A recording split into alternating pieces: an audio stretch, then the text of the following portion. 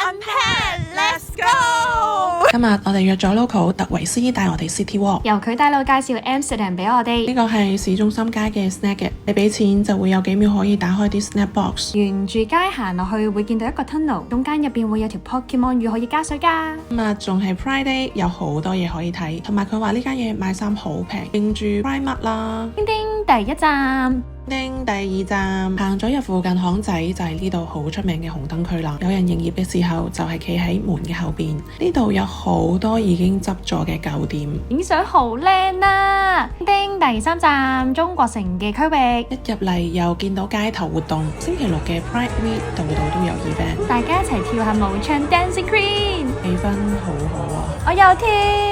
特維斯科普時間，呢個石像係為咗紀念對出嘅紅燈街女性而建，而好多紅燈街都好近教堂，可以俾紅燈區服務者懺悔或者有需要嘅時候尋求協助。另外話佢話呢間幾出名，都好多人食。叮，第四站左精彩一條街，境界已開，資訊量已 level up。叮叮，第五站 Times Square， 我好中意咁有氣氛嘅阿姆斯特丹啊！可以喺咁近市中心嘅位置有呢啲活動，真係太精彩啦 ！Pride Week 嘅車站間表都係彩虹色噶。叮叮，第六站 Old City Gate， 以前入城呢度係入口，隔籬有一個回收膠樽換錢嘅流動車。特維斯話流浪者會去執膠樽換錢，欣賞，俾多種生活嘅方式流浪者。然後沿途有 coffee shop， 呢個係今日嘅 lunch。叮叮，第七站免費渡輪去阿姆斯特丹舊港區，一係可以住嘅船上酒店。NDSM 係舊嘅造船廠，用之後變咗做文創區。街有超多好出色嘅塗鴉，大家可以細心慢慢欣賞，